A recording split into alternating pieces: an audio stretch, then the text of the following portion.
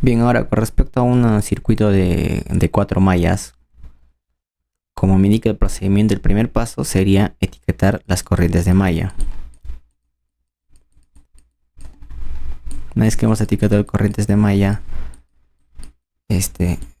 formamos la matriz de resistencias. Pero sabemos qué tamaño tiene la matriz de resistencias. Como es cuatro mallas, mallas desconocidas, por lo tanto es una matriz de 4 por 4. Bien, el primer paso sería formar su diagonal principal. Siempre primero se forma la diagonal principal. Entonces sería la suma de resistencias con respecto a la malla 1, la suma de resistencias con respecto a la malla 2, la suma de resistencias con respecto a la malla 3 y la suma de resistencias de la malla con respecto a la malla 4. Siempre en orden, por eso es muy importante colocar los números. Porque al momento de que multiplicas las matrices también las corrientes de malla te van a botar en orden, o sea, es decir, te van a botar I sub 1, I sub 2, I sub 3, I sub 4 en orden. Entonces es muy importante por eso hacerlo en orden con respecto a los números que indican. Bien, ahora lo importante es formar el triángulo superior a esta diagonal.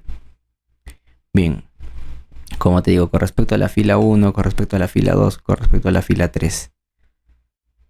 Y como sus filas lo indican, es la malla 1 con respecto a las demás mallas, la malla 2 con respecto a las demás mallas consecutivas y la malla 3 con respecto a las demás mallas consecutivas. Es decir, la malla 1 con respecto a la malla 2, con respecto a la malla 3 y con respecto a la malla 4. La malla 2 con respecto a la malla 3 y con respecto a la malla 4 y la malla 3 con respecto a la malla 4. Es decir, sería el negativo de las resistencias entre la malla 1 y la malla 2, la malla 1 y la malla 3 y la malla 1 y la malla 4 en ese orden. A ver, por ejemplo, acá vamos a tratar de completarlo. La malla 1 y la malla, entre la malla 1 y la malla 2 sería 2. Entonces acá se coloca el negativo. Entre la malla 1 y la malla 3, malla 1 y malla 3, la resistencia es 1. Entonces acá se coloca menos 1. Entre la malla 1 y la malla 4. Vemos que no hay resistencia entre la malla 1 y la malla 4, se coloca 0. De la misma manera. Ahora vamos a la malla 2 con respecto a la malla 3. La malla 2 con respecto a la malla 3. No hay resistencia entre esas mallas, se coloca 0. Entre la malla 2 y la malla 4 hay una resistencia de 1, entonces acá se coloca menos 1. Ahora, para la tercera fila, la malla 3 entre la malla 4, hay una fuente de tensión. En otras palabras, no hay resistencia, entonces también se considera 0. Una vez que hemos completado el triángulo superior, el triángulo inferior se completa por simetría, por reflejo con respecto a la diagonal principal, ya que la matriz R es simétrica. Bien, una vez que hemos completado la matriz de resistencia, vamos a completar la matriz de fuentes de tensión. Como repito, sería la suma de fuentes de tensión que tienen subida de voltaje con respecto a la malla 1, con respecto a la malla 2, con respecto a la malla 3. Ahora vamos a tratar de hacerlo a ver para que podamos entender. En este ejemplo, por ejemplo, con respecto a la malla 1, hay una sola fuente de tensión, pero vemos que la corriente entra por la terminal positiva, pero tendría que entrar por la terminal negativa para considerarle subida de voltaje. No hay problema, simplemente invertimos polaridad, por lo tanto mentalmente invertimos signo. Entonces, subida de tensión sería menos 6. Porque en esta matriz, como repito, solo está formado por fuentes de tensión que tienen subida de voltaje con respecto al sentido de la corriente que hemos etiquetado. Y que siempre vamos a etiquetar en sentido horario, ¿no? Bien, con respecto a la malla 2, de la misma manera entra por la terminal positiva. Entonces, si inviertes polaridad, entonces signo sería, el valor sería menos 2. Inviertes polaridad, inviertes signo. Ahora, con respecto a la malla 3. Bien, acá hay un concepto muy importante. Con respecto a la malla 3. Para la malla 3, esta fuente de tensión tiene caída de tensión, ¿no? Porque entra por la terminal, por así decirlo, por la terminal positiva. Entonces, tú inviertes polaridad, inviertes signo. Entonces, para la malla 3, el valor sería acá, la subida de tensión sería menos 12. Pero para la malla 4, que es en sentido horario, para la malla 4, esta corriente entra por la terminal negativo. Entonces no hay necesidad de invertir la polaridad. Entonces sería igual a 12. es un concepto muy importante, así como para cuando hay una resistencia entre dos mallas, esa resistencia pertenece tanto a una malla como a la otra malla, es de la misma manera. Cuando se tiene una fuente de tensión entre dos mallas y las dos mallas están en sentido horario, por ejemplo, para una malla esta fuente de tensión es subida y para la otra malla es caída. Entonces, por ejemplo, en este caso, para la malla 1, si voy en esta dirección, en sentido horario, para él es caída de tensión, pero necesito que sea subida, por lo tanto necesito invertir la polaridad. Pero esta polaridad se invierte mentalmente nada más. Entonces sé que subida de tensión es menos V sub 1. En cambio, para la malla 2, que entra por esta parte, o sea, la trayectoria de la malla entra por esta parte, así en la misma dirección que la corriente en horario, entraría por la terminal negativa y se estaría considerando como subida de tensión. Entonces no hay necesidad de invertir la polaridad, y es lo que estábamos haciendo acá. Bien, es una observación cuando se tiene una fuente de tensión entre dos mallas. Bien, un consejo para los que tienen la calculadora HP Prime es que, y para los que no, les recomiendo que puedan conseguirlo, porque de alguna otra manera les va a dar un plus, un salto en su aprendizaje y en el momento también de resolver circuitos. Bien, ahora el consejo sería cuando, como es suficiente estas dos matrices, pero según la fórmula que hemos determinado acá, para poder determinar la matriz de corrientes, primero tiene que ir la matriz de resistencias, la inversa de la matriz de resistencias multiplicado por la matriz de voltajes. Y recuerda que es muy distinto que sería la matriz de voltajes multiplicado por la inversa de las resistencias, porque el orden de los factores en matrices sí importa. Entonces hay que tener mucho cuidado.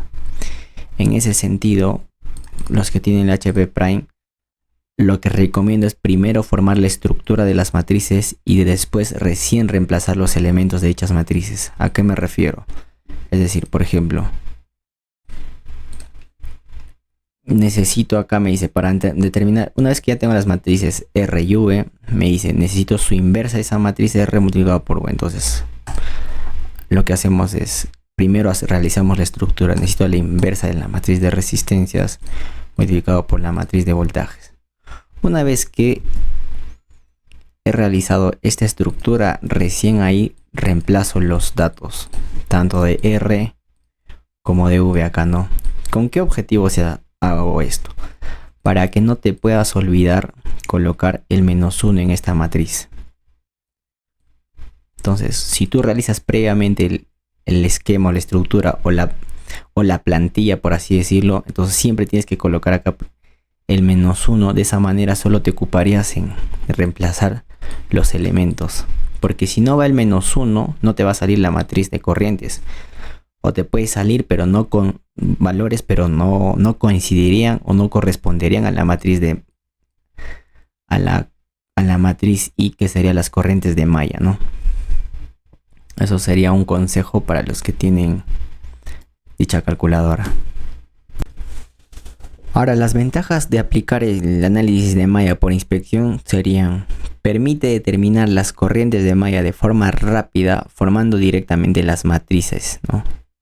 En ese caso, evita formar las ecuaciones de malla de forma manual, que de alguna otra manera llevan su tiempo, ¿no? Cuando se desarrolla. Claro, uno puede pensar, ¿no?, que como son dos mallas, manualmente se puede hacer de forma rápida, pero al final sí o sí vas a formar las matrices para poder desarrollar. Entonces me evito formar esas ecuaciones, entonces y de forma directa formo ya las matrices para poder de forma rápida determinar las corrientes de malla. Y también es una gran herramienta cuando se desarrolla el tema de superposición, ¿no? Cuando se tiene fuentes independientes, este tema es muy importante.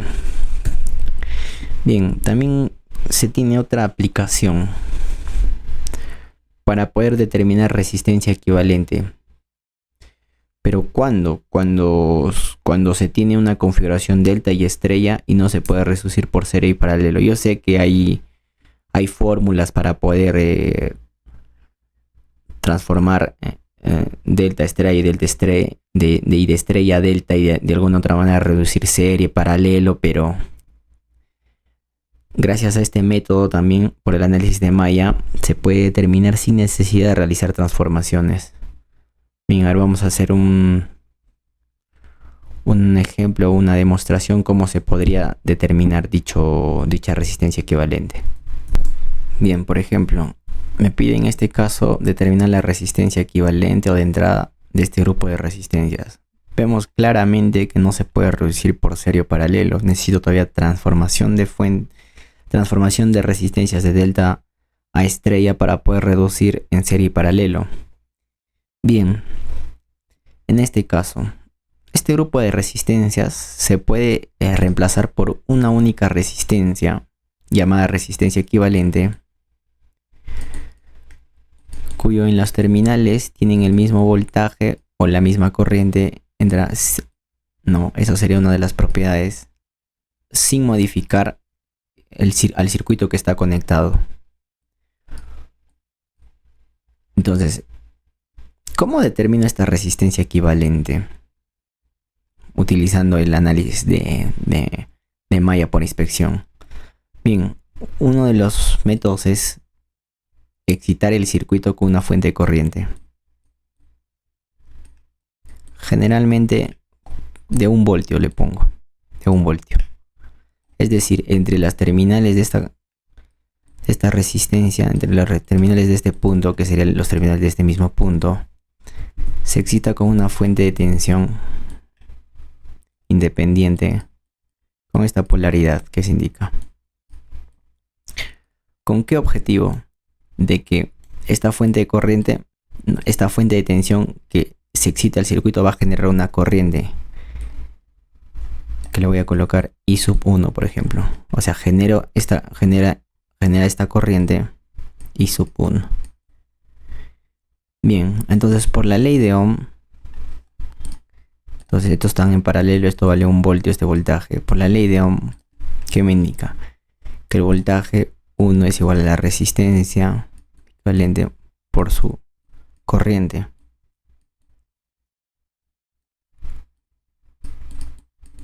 Entonces de acá despejo la resistencia equivalente, ¿a qué sería exactamente igual?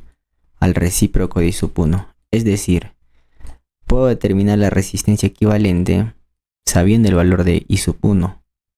Entonces, ese es uno de los conceptos, así decirlo, de cómo se determina la resistencia equivalente. Entonces, si volvemos al circuito original, es lo mismo, estaríamos excitando la entrada con una fuente independiente de tensión de 1 voltio y me genera una corriente. Esta fuente de tensión genera una corriente, pero ya podemos resolver este tipo de circuitos. Como está formado por una sola fuente de tensión, podemos, como digo, resolver por análisis de malla, pero de forma directa, sin necesidad de formar las matrices.